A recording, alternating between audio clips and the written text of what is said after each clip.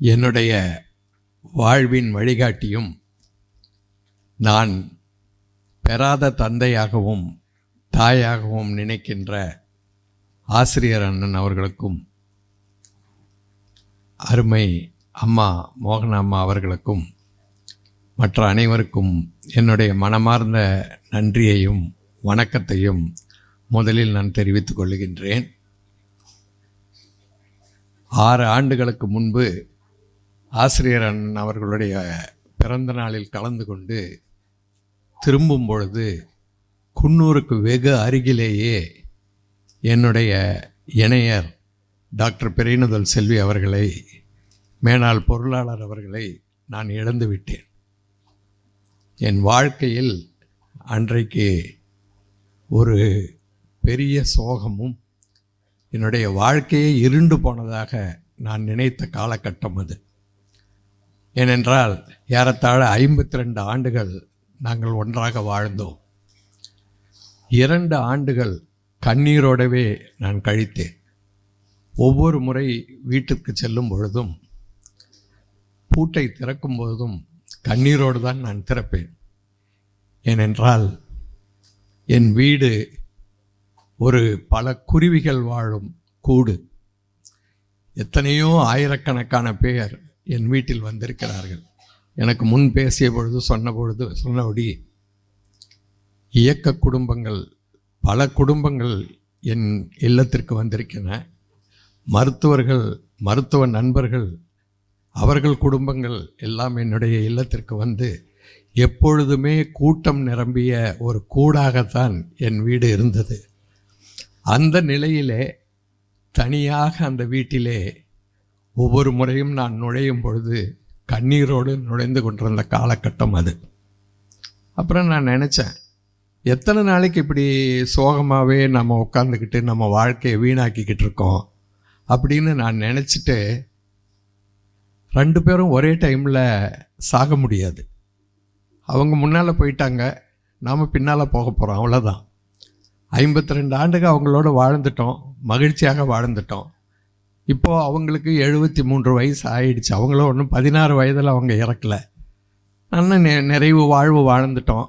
சரி, இனிமே நம் கவனத்தை சமுதாய பணிக்கு திருப்ப வேண்டும் என்ற ஒரு ஆவலில் தான் இனிமேல் நம்ம எழுதலாம், படிக்கலாம் அப்படின்னு நினச்சிக்கிட்டு, நான் அப்பொழுது கொரோனா ஆரம்பிக்கிற காலகட்டம், அதுக்கு ஜஸ்ட் கொஞ்சம் முன்னே நம்ம ஏதாவது எழுதலாம், அது சமுதாயத்துக்கு பயன்படுமே அப்படின்ட்டு வாட்ஸ்அப்பில் முதல்ல உங்களுக்கு தெரியுமான்னு நான் எழுத ஆரம்பித்தேன்.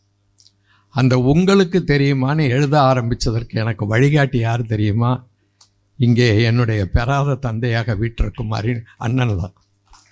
ஏனென்றால் அப்போ அவங்க ஒரு அறிக்கை விட்டாங்க, சோஷியல் மீடியாவை பயன்படுத்திக்கிட்டு நம்முடைய இணை எதிரிகள் நமக்கு தொல்லை கொடுக்குறாங்க, அந்த சோஷியல் மீடியாவை நாம் பயன்படுத்தணும், ரொம்ப எழுதுனா படிக்க மாட்டாங்க, கொஞ்சம் கொஞ்சமாக எழுதுங்க அப்படின்னு அவங்க வழிகாட்டினாங்க. எனக்கு டெக்னாலஜிலாம் அவ்வளோ தெரியாது. ஏன்னா நமக்கெல்லாம் பழைய தலைமுறை நமக்கு. அதனால் அந்த செல்லை வச்சுக்கிட்டு வாட்ஸ்அப்பில் ஒவ்வொரு எழுத்தா டொக்குன்னு அடிச்சுக்கிட்டு தினம் எழுத ஆரம்பித்தேன். இன்றைக்கு 1500 நாட்களாக தொடர்ச்சியாக ஒரு நாள் கூட விடாமல் உங்களுக்கு தெரியுமா என்று எழுதி கொண்டிருக்கின்றேன். அப்போ ஒரு நாள் நம்முடைய பேராயர் அவர் தூத்துக்குடி, அவர் சிஎஸ்ஐ சர்ச்சோட ஹெட்டாக இருக்கார் பாம்பேயில். அவர் எப்படியோ ஆக்சிடென்டலாக இதை படிச்சிருக்காரு. படிச்சுட்டு அவர், நீங்கள் என்ன தமிழ்லேயே எழுதிக்கிட்டு இருக்கீங்க, இங்கிலீஷில் எழுதுங்க, இந்தியா முழுக்க அது போகும் அப்படின்னாரு. நமக்கு தங்கிலீஷ் தான் தெரியும், இங்கிலீஷ் தெரியாது. நமக்கு பெரிய சிக்கல் அதுதான். ஆனாலும் அந்த தங்கிலீஷ்லேயே நான் எழுத ஆரம்பித்தேன். நோ த ட்ரூத்னு ஆங்கிலத்தில் நான் எழுத ஆரம்பித்தேன். இப்போ 1400 நாட்களாக தொடர்ச்சியாக ஆங்கிலத்தில் நான் அதை எழுதிக்கிட்டு இருக்கேன். கை தட்டுறதெல்லாம் எனக்கு இல்லை. முஸ்லீம்கள்லாம் சொல்லுவாங்க எல்லா புகழும் இறைவனுக்குன்னு. எல்லா புகழும் அவருக்கு தான், எனக்கு எந்த புகழும் இல்லை. நான் இன்றைக்கு உங்கள் முன்னால் நான் இப்படி நிற்கிறேன் அப்படின்னா எனக்கு தந்தை பெரியார் அவர்கள் போட்ட பிச்சையினால தான் நான் வந்து நிற்கிறேன். திராவிட இயக்கம் இல்லைன்னா நான் டாக்டராகவே ஆயிருக்க முடியாது. ஏன்னா சம்ஸ்கிருதம் படித்திருந்தால் தான் டாக்டராக முடியும் என்ற நிலையை திராவிடர் இயக்கம் தான் அழித்து நாமெல்லாம் டாக்டராக முடியும். இன்றைக்கு பல டாக்டர்கள் இங்கே இருக்காங்க. டிஎம்எஸ்ஸாக இருந்தவங்க, டிஎம்ஏ இருந்தவங்கெல்லாம் இங்கே இருக்கிறாங்க. அவங்கெல்லாம் இந்த நிலைமைக்கு வருவதற்கு காரணம் இந்த மேடையும் இந்த இயக்கமும் இந்த தலைமையும் தான். இல்லாட்டி நம்மளாம் கோமணம் கட்டிக்கிட்டு மாடு மேய்ச்சிக்கிட்டு கழுது மேய்ச்சிக்கிட்டு பன்னி மேய்ச்சிக்கிட்டு அவன் அப்பன் தொழிலை செஞ்சுக்கிட்டு அதுதான் நம்ம இருந்திருப்போம். ஆக இந்த மாதிரி ஒரு சூழ்நிலையிலிருந்து இன்றைக்கு நான் இந்த நிலைமைக்கு வந்திருக்கேன்.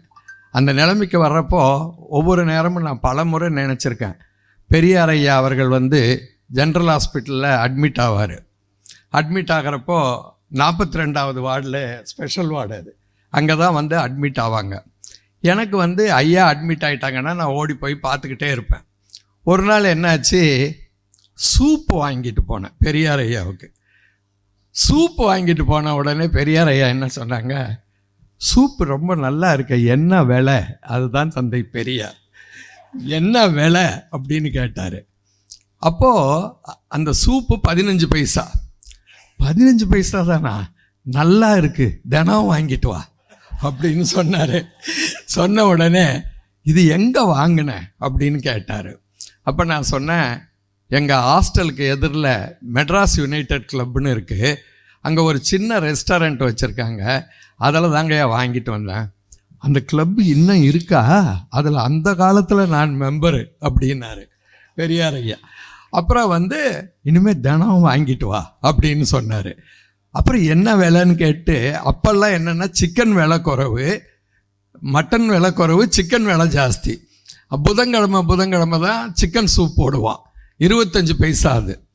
அப்புறம் நான் தினம் வாங்கிட்டு போக ஆரம்பித்தேன். எப்பப்போ பெரியார் ஐயா வந்து மருத்துவமனையில் சேருவாங்களோ அப்போல்லாம் நான் தினம் அந்த சூப் வாங்கிட்டு போய் கொடுப்பேன். அம்மா மணியம்மா அவங்க வந்து, என்னையா சூப் மாஸ்டரு இன்றைக்கி என்ன லேட்டு அப்படின்னு கேட்பாங்க. அந்த மாதிரி ஒரு காலகட்டம். அப்புறம் ஒரு முறை நான் வந்து ஹவுஸ் சர்ஜன் ஆகிட்டு முதல் மாத ஸ்டைஃபண்டு 230 ரூபா அப்போ ஸ்டைஃபண்டு, அதை வாங்கிக்கிட்டு பெரியாரையே அப்போவும் ஹாஸ்பிட்டலில் தான் இருக்காங்க, ஜென்ரல் ஹாஸ்பிட்டலில். அந்த பணத்தை கொண்டு போய் ஐயா கிட்ட நான் கொடுக்குறேன். ஐயா வந்து அந்த ஒரு சாயிற சேரில் வந்து அந்த வெராண்டாவில் உட்காந்துருக்காங்க. அந்த 230 ரூபாயை நான் கொண்டு போய் ஐயா கிட்ட கொடுக்குறேன். ஐயா கிட்ட கொடுத்த உடனே என்ன இது அப்படின்னு கேட்டாங்க. ஐயா இது முதல் மாத ஸ்டைஃபண்டு கொடுத்தாங்கய்யா, அது கொண்டாந்து உங்ககிட்ட கொடுக்குறேன் அப்படின்னு நான் சொன்னேன். அப்போது டைரியை எடுத்து பெண்ணாகரம் ராமமூர்த்தி மகன் டாக்டர் கௌதமன் முதல் மாத சம்பள வரவு 230 ரூபாய் அப்படின்னு ஐயா எழுதுகிறாரு. அதை எழுதின உடனே எனக்கு உலகத்திலேயே எனக்கு நோபல் பரிசு கிடைச்சா எவ்வளோ சந்தோஷம் ஆகுமோ அந்த மாதிரி ஐயா அப்படி எழுதுனதில் நான் வந்து சந்தோஷப்பட்டுருவேன். ஏனென்றால் நான் பிறந்ததிலிருந்தே கருப்பு சட்டையோடு பிறந்தவன். அதற்கு காரணம் என்னுடைய தந்தையும் என்னுடைய தாயாரும் தான். பிறந்ததிலிருந்தே தீபாவளி அன்னைக்கு கருப்பு சட்டை தான் போடணும். நான் எல்லோரும் நல்லா அழகழகாக ட்ரெஸ் பண்ணியிருப்பாங்க, அப்படி வந்து நான் வளர்ந்தவன். அப்போ ஐயா இப்படி சொன்ன உடனே எனக்கு அவ்வளோ மகிழ்ச்சி. அப்புறம் வந்து அப்போ ஐயா கிட்ட பணம் கொடுத்துட்டு அப்படியே கொஞ்சம் நேரம் மணியம்மா அவங்கக்கிட்டலாம் பேசிட்டு வர்றேன். எதிரில் என்னுடைய அவதார புருஷர் ஆசிரியர் வர்றாரு. வந்த உடனே ஆசிரியரே என்னையா என்ன இங்கே அப்படின்னாரு. நான் சொன்னேன், ஐயா அண்ணா ஐயாவுக்கு முதல் மாத சம்பளம் 230 ரூபாய், முதல் மாத ஸ்டைஃபண்டு வந்துச்சு, அதை கொண்டாந்து கொடுக்க வந்தேண்ணா அப்படின்னா. அப்படியா, சம்பளம் வாங்கினா நிறைய வாங்கலாம், இப்போ கொஞ்சமாக இருக்கிறதுனால இதை கொடுத்து ஏமாற்றலான்னு பார்க்குறியா? அவருக்கு நினைவு இருக்கோ என்னவோ தெரியல அப்படின்னு அவர் சொன்னார். சொன்ன உடனே இல்லைண்ணா முதல் மாத சம்பளம் வாங்குறப்ப ஐயா இருப்பாரோ இல்லையோ, ஆனால் அப்போவும் ஐயாவுக்கு தான் நான் கொண்டாந்து கொடுப்பேன் அப்படின்னு நான் சொன்னேன். ஆனால் நான் முதல் மாத சம்பளம் வாங்குறப்ப ஐயா இல்லை. இதெல்லாம் நான் ஏன் குறிப்பிட்டு சொல்கிறேன் அப்படின்னா, உடம்பில் வந்து மருத்துவன் என்ற முறையில் சொல்கிறேன். நாம் உண்ணுகின்ற உணவு அனைத்தும் இன்டெஸ்டைனில் குடலில் இருந்து ரத்தத்தில் உறிஞ்சுது. அதில் இருக்கின்ற சத்து பொருள்கள்லாம் ரத்தம் உறிஞ்சி எடுத்துக்கிட்டு வருது. நாம் விடுகின்ற மூச்சு காற்றில் ஆக்சிஜன் இருக்குது. ஆக்சிஜன் நமக்கு உடலில் போகலைன்னா நம்ம செத்து போயிடுவோம். ஆக்சிஜன் வந்து இரத்தத்தில் இருக்கின்ற சிகப்பணுக்கள் எடுத்துக்கொண்டு போகுது.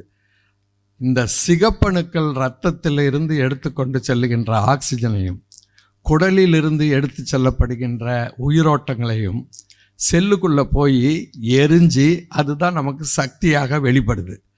அதுதான் சத்து போச்சுன்னு தந்தை பெரியார் அவர்கள் சொன்னது. அவருக்கு வந்து மருத்துவத்தில் கூட அவ்வளவு புலமையோடு எதிர்காலத்தை பற்றியும் உடல் இயங்கியலை பற்றியும் யோசித்து சொல்லியிருக்காங்க. செத்து போச்சுன்னு சொல்லலை ஐயா, சத்து போச்சுன்னு சொன்னார். ஆக திராவிடர் கழகம் என்ற இந்த இயக்கம் என் உடம்பில் ஓடுகின்ற இரத்த ஓட்டம் ஆக்சிஜன் என்று சொல்லப்படுகின்ற அந்த ஆக்சிஜனை உறிஞ்சுகின்ற இரத்தத்தின் சிகப்பணுக்கள் என்னுடைய ஆசிரியர் அண்ணன் என்று கூறி எனக்கு எந்த சிறப்புகள் வந்திருந்தாலும் எந்த நிலையிலே நான் இருந்திருந்தாலும் என்னுடைய சத்து போகும் வரை இந்த இயக்கத்தையும் என்னுடைய அருமை அண்ணன் ஆசிரியர் அவர்களையும் நான் மறக்க மாட்டேன். அவர்களுக்கு நான் இருப்பேன். தந்தை பெரியார் அவர்கள் சொன்ன கடைசி வார்த்தைகளையோடு நான் முடிக்கின்றேன். நன்றி என்பது செய்து கொண்டவர்கள் காண்பிப்பதோ ஒழிய செய்தவர்கள் எதிர்பார்ப்பது சிறுமை குணம் என்று சொன்னதைப் போல என்னுடைய நன்றி உணர்ச்சியை சிறுமை குணம் இல்லாமல் என்றென்றும் இந்த இயக்கத்திற்கும் உங்களுக்கும் வழங்குவேன் என்று கூறி வாழ்த்துக்கு நன்றி கூறி என்னுடைய இத்தனை புத்தகங்களை வெளியிட காரணமாக இருந்த உங்களுக்கு மீண்டும் மீண்டும் நன்றி கூறி இந்த புத்தகங்கள் வெளியிட அடிப்படை காரணமாக இருந்த ஒரு சிலரை நான் இந்த நேரத்தில் நன்றியோடு நினைக்கின்றேன். அதில் அருணா அவர்கள் நான் முதல் நாள் எழுதியதிலிருந்து நேற்று வரை அதை சரியாக அதை சேவ் பண்ணி வச்சுருந்தாங்க. இங்கே இருக்காங்க. முதல் நாள் எழுதுனதிலிருந்து சலிக்காமல் நேற்று வரை எழுதியது வரை அவங்க சேவ் பண்ணி வச்சுருந்தாங்க. அவங்களுக்கு முதல் நன்றி நான் தெரிவிக்க விரும்புகிறேன். அதே போல் இந்த புத்தகங்கள் வெளியிடுவதில் சரவணன், விடுதலை சரவணன் அவர்கள் எனக்கு ஏராளமாக உதவி செய்தார்கள்.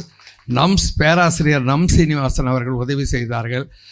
நம்முடைய தட்டச்சு தோழர்கள் எல்லாம் விடுதலை ஆஃபீஸில் இருந்து அதையெல்லாம் தட்டச்சு பண்ணி எனக்கு அனுப்பிக்கிட்டே இருந்தாங்க. கலையரசன் அண்டு இவங்களாம் நமக்கு திருப்பி அது ஃபோன் பண்ணி நானும் கரெக்ஷன் பல முறை சொல்லியிருக்கேன். அத்தனை முறையும் முகம் சலிக்காமல் அதை பண்ணிக்கிட்டு இருந்தாங்க.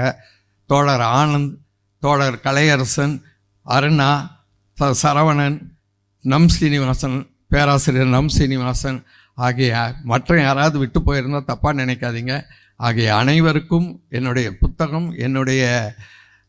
புத்தகங்களை நான் எதிர்பார்க்கவே இல்லை. புத்தகம் வரும்னு நினச்சி நான் எழுதலை. இயக்க கொள்கைகள் எல்லோருக்கும் போகணும்னு நினச்சி எழுத ஆரம்பித்தேன். ஆனால் இன்றைக்கி அதுக்கு ஒரு சரியான வடிவம் வந்திருக்கிறதுக்கு காரணமான அனைவருக்கும் என்னுடைய மனமார்ந்த நன்றியை தெரிவித்து விடைபெறுகின்றேன். என்னுடைய அருமை அண்ணன் அவர்களுக்கு மீண்டும் என் நன்றியை தெரிவித்து விடைபெறுகின்றேன். எல்லா புகழும் அவருக்கு. வாழ்க பெரியார், வளர்க பகுத்தறிவு. நன்றி, வணக்கம்.